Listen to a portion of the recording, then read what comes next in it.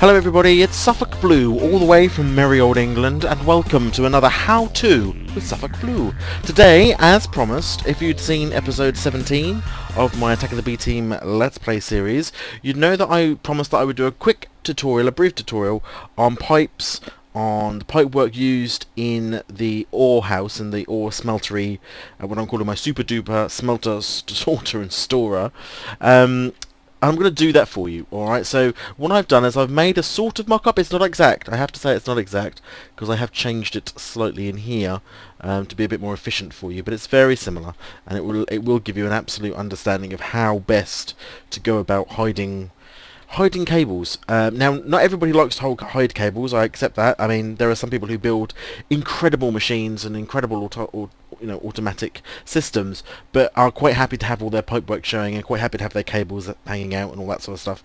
For me, though, as you know, I don't like to make things which I consider to be ugly. So in order to hide some of those things away, I have to resort to microblocking and trying to be a bit clever, let's say, with the space and the blocks that we have available. So let's start off then really quickly just by talking through some of the materials that we used in actually creating this build.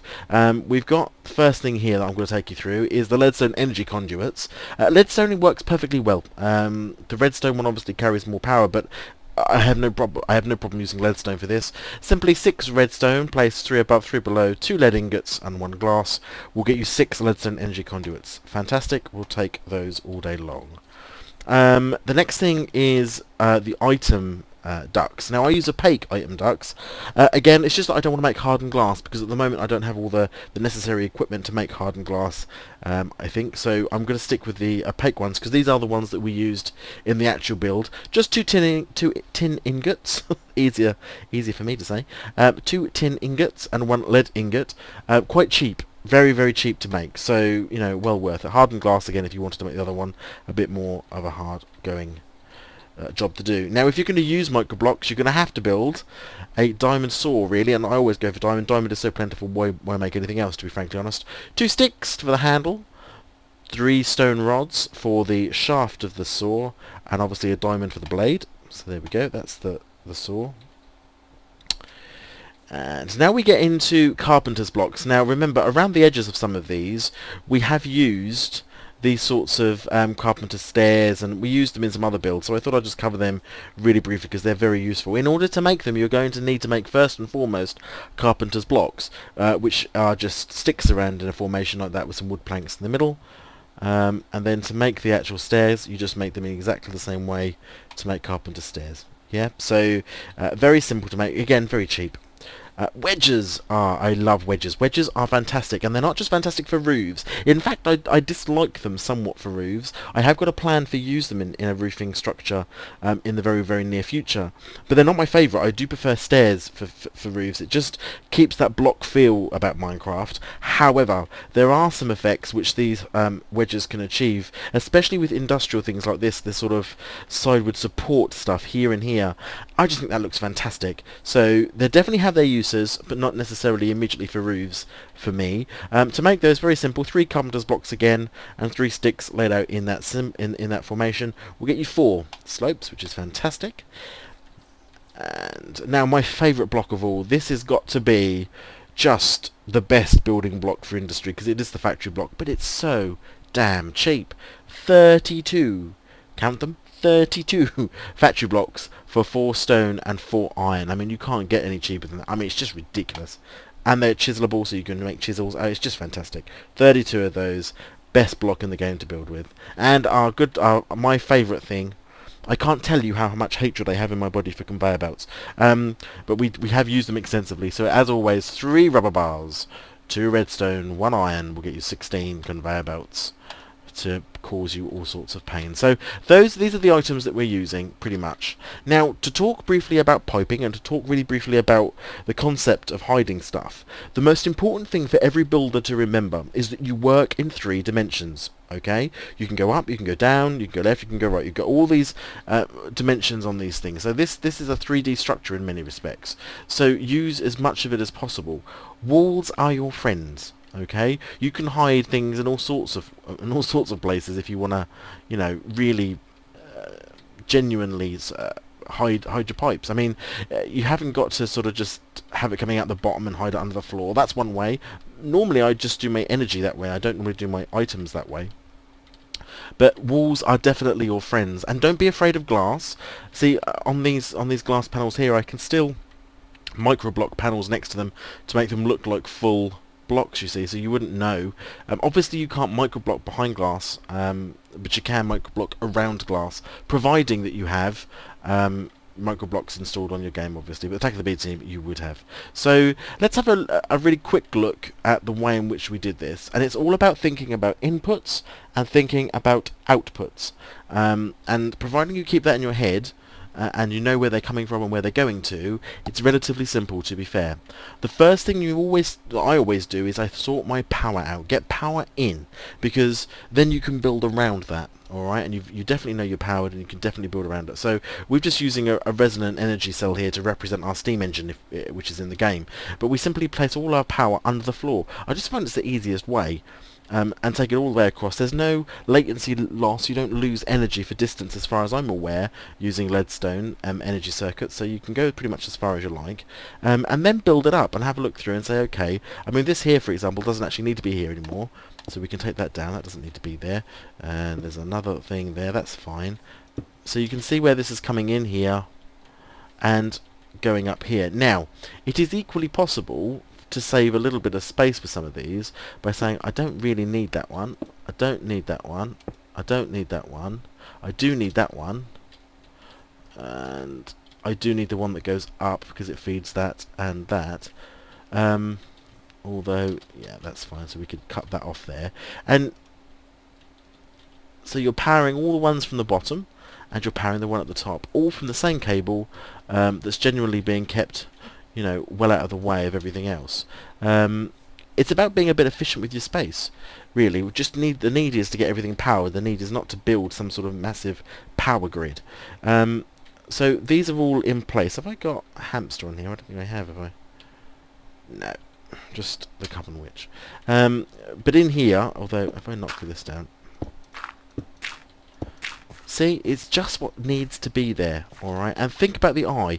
No one's going to see any of that. That'll all be hidden away. A corner of a room like this is so much easier to hide things in because it gives you a wall along that plane, a wall along that plane, a roof and a floor. That is tons and tons and tons of space to be able to hide wires, okay, on pipes. Once your power's in, think about inputs and outputs and do them one appliance at a time. That way you don't get confused. You can reuse item ducts, providing you're happy for the items which will go through them. You can link them together, and I'll show you that in a second. On the game, we started with this one, and we thought, well, it's a pulverizer, so it has two types of output. It has its standard output, and it has its sort of special output, if you like. And if I just remove all of this gubbins... Oops, I don't want to do that, never mind.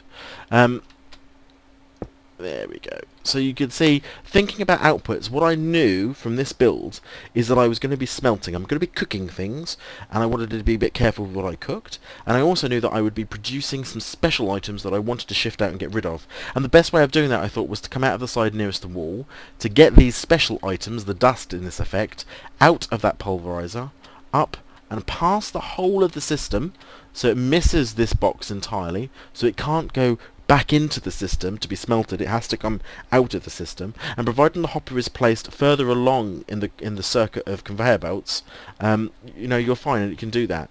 As I said in the episode, remember that your hoppers must be one square above a conveyor belt if you want things to drop out of them. Any higher and the hopper will hold on to it, okay? So but one above will allow it to spit the items out. So our special items are coming out of here, okay, into this hopper, onto this conveyor belt, and into the system, bypassing all of this entirely. Alright, so that deals with our special items, our non-standard items.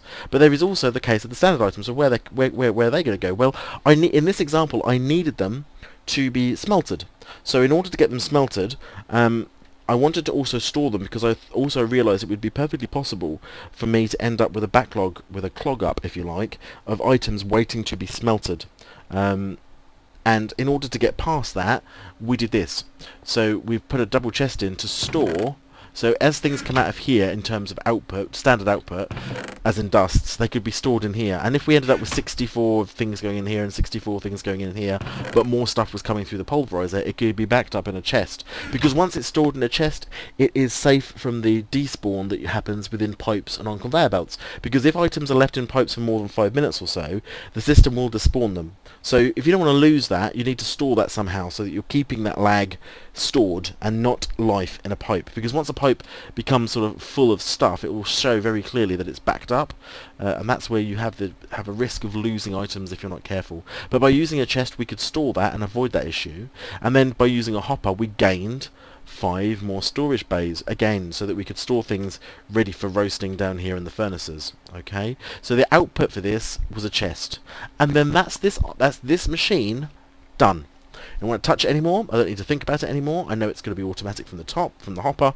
It's done. Walk away from it, and then move on to your next machine. So let's go down to these machines and say to ourselves, okay, let me just get a hopper to fill in the one that I just accidentally removed. Okay, there we go. So from here, things are dropping straight into our redstone engines. I keep calling them engines, redstone furnaces. Now, there is only one output for a furnace, okay? It's not going to produce any special items. But again, what we had to think about in this particular build is that we needed it to bypass this item router, because what we didn't want to do is spit out ingots here and have them come back up into the system and then go back in, be pulverized, be recooked in redstone, and then spat out again here. We would be in a never-ending cycle. So in order to avoid that, we must come beyond that item router, and we want both of these to output to the same place so we can follow the journey. Now, as it happens here again, I don't need those two item lines, just these two, and make sure that, and I'll talk about these in a second, the junctions, but as you can see here, out come the pipes all the way round. We need to make sure that these are off. Again, I'll come to these in a second. So you see these, and in the episode we turned these off as well. If I can get in close enough, I might be able to remove them. There we go.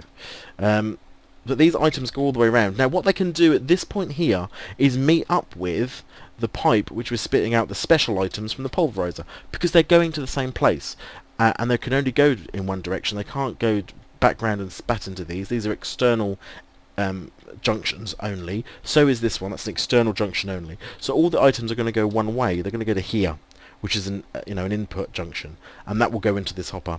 So all of our output from our redstone here was able to go through the walls, meet up with this pipe here to save having to put in multiple pipes, and then go into this hopper. So everything spits out of one hopper on that wall there. So that's where all the output comes, if you remember in the video too. So once these are done, they're set. You leave them alone. You don't touch them again. And I wanted these two because I wanted the ultimate control, that I want to be able to pulverize and redstone cook things without having to worry about where the output's going to go or being quick enough to grab it before it disappears down a pipe.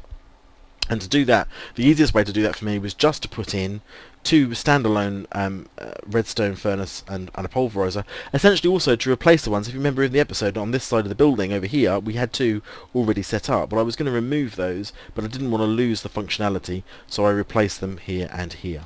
So by using the minimum amount of, and obviously because, sorry, just to finish this off, because there is no output going anywhere, I don't need any pipes, they can just sit there and I have to manually use them. But I've used the minimum amount of materials to achieve all of that. Okay.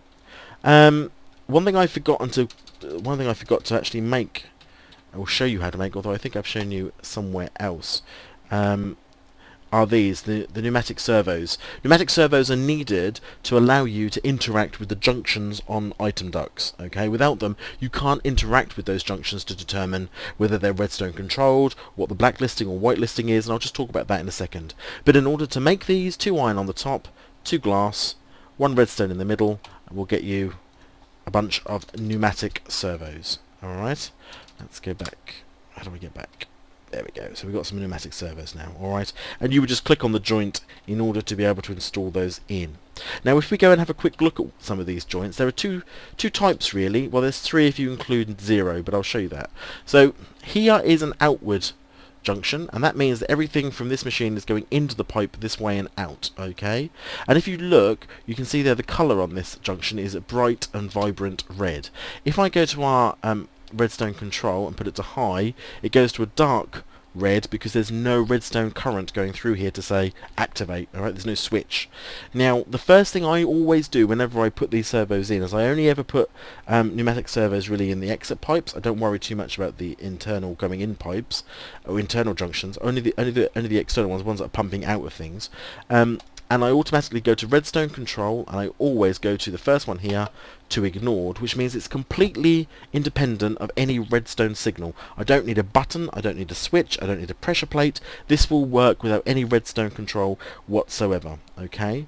And at the moment I haven't had the need to use the blacklist or the whitelist, so by clicking on the blacklist, I could say, actually, I don't want any stone bricks to go through this junction. Okay, so there's no stone bricks can go through this junction.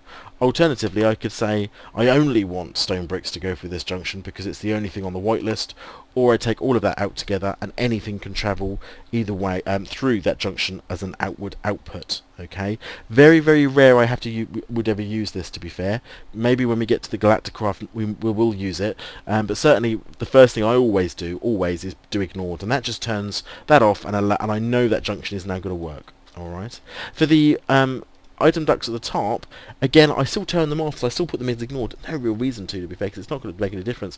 But essentially, I put them to ignored as well, and then I know that those are also working. And that's it. The only other version, and you control these by right-clicking with the crescent hammer, is the one which allows you to turn them off entirely. So, as we just did down here, where we had just here, okay, as a junction, that's going into that chest, out of that chest, there's no interaction with that chest.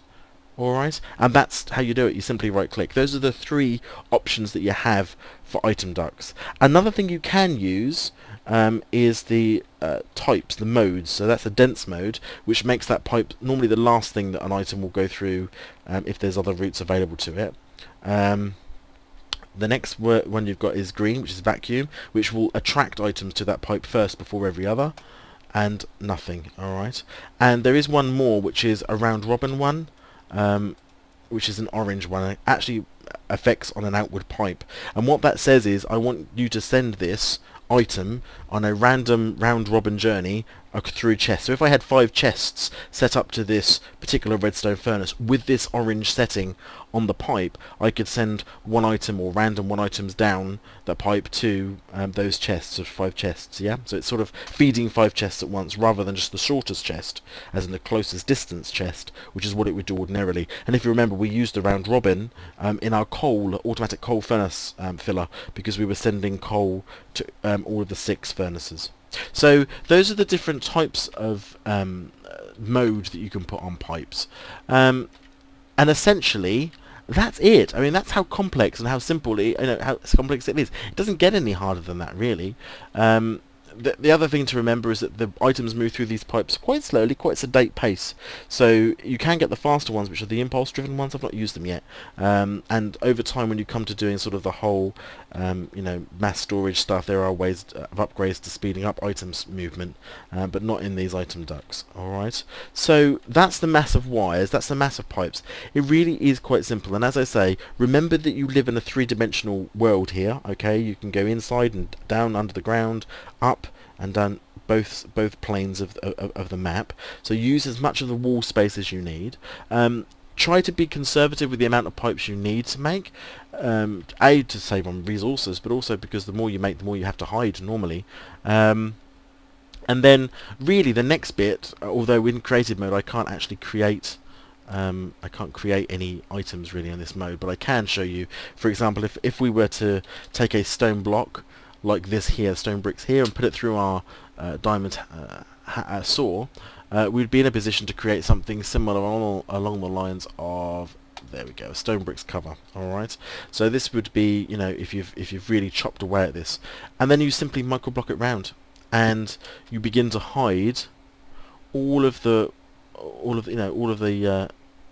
tubing. Now this is an interesting, be careful with your micro blocks. Did you see there, by accidentally placing that like that, for example, you chop that pipe off. So now all the outputs from here would stop. They would get to that point there and break. They won't go through that wall.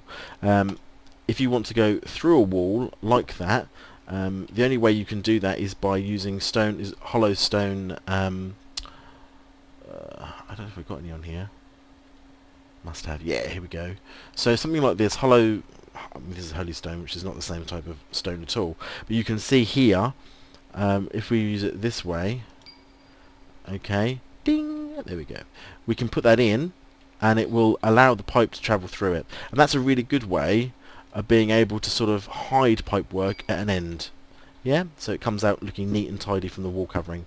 But the important thing, as I say, is to make sure that you don't accidentally cut off pipes. And my advice is to, again, before I cover all this up, my advice is to test all of this before you microblock, so that you know absolutely that the power is right, that you know absolutely that the outputs to these engines, or to these furnaces, sorry, are going to go to the hopper, that you know that the special dust is going to come out of here, or the special items produced and come out of that hopper, and that it works, because it's much easier to do all of that once you can see it like this than it is once you've covered it up.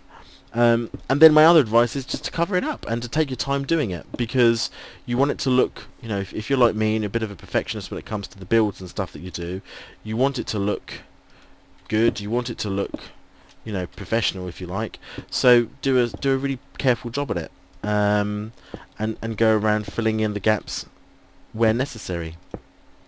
And it is possible. Now, oh yes, just to say, these brick panel ones you can't microblock with. It's just not an option that's available. As you can see, we go around.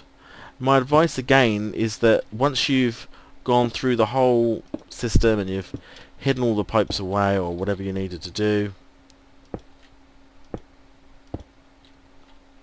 this is a good example. Look at that glass. So this one here you can't see up, yeah, it's just got stone. But this one here you can, and that's because what I haven't done is I need to place like that. So if I'm using micro blocks to cover these up, you need to remember that glass you can see through, and then you won't be able to see through it. Yeah. So there we go. There is no pipe work. So as far as anyone's concerned, you know, where are all the pipes to this? Well, you know, they could be anywhere, but you can't see the damn things. And it looks really neat and really tidy from that side. So I think it's worth it. And with the machine, all I did was I got some factory blocks and cut them up into plates, and then did exactly the same thing, remembering to shift click when you're over things like that, and just hide them away, just cover them up, make them look like a single machine, make it look like a natural item in the world, which has every reason to be there, yeah? Okay, the last thing I want to talk about is conveyor belts and how I make them work in my storage areas. The trick is a circuit, okay? Everything I do has a start point and an end point. So in here, the start of our circuit is not really this bit here at all whatsoever. This bit, oh, no, see, already I'm going to have a problem. This bit here is not the start of my circuit, okay? This is a feed into the circuit, but technically the circuit starts here. Because once stuff comes out of here, as in like ferrous ore, which is not being smelted, or comes down here, it is then on the circuit, and it will go around the system, okay, because if you remember, that's actually not covered in the game, that comes out and goes across to the other side of the building. But everything comes around. So the important thing is, no matter how long your conveyor belt system is, which is taking things through your hoppers and through into your storage areas like these, no matter how long they are, they must begin and end at the same point. This bit here, this square here underneath this hopper really is the beginning of the circuit, because this is the return point here.